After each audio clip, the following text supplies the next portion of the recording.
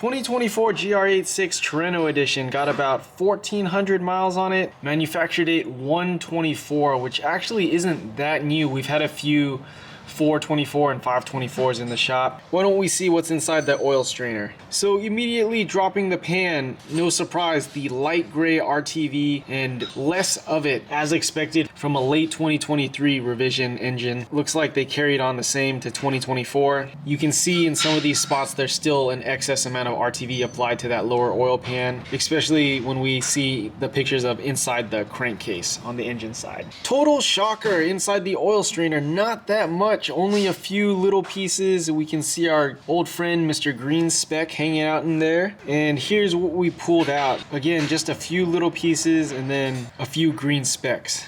We cut open this oil filter. Again, it's a manufacture date 24, so I wanted to increase our sample size of data. Basically, every single pleat, there's this like very fine RTV shreds. And then this particular pleat, again, only our friend Mr. Green Speck. So I'm curious, where have our other friends gone? So we've been investigating this RTV issue for about a couple years now. What is our final conclusion after these 2 years? I think our findings, to sum it up, I mentioned to one of my employees, we've seen oil filters on early 22s where basically every single pleat is filled with a lot of this shredded RTV, but once we do the oil pan drop, we find that the strainer actually doesn't have that much RTV in it. On the opposite end of that spectrum, we've also found manufacture date 23 cards. The oil filter will be typically clean between the pleats, but we'll find a tremendous amount of RTV stuck in the oil strainer. So after these 2 years, I think so far our conclusion is that if we're finding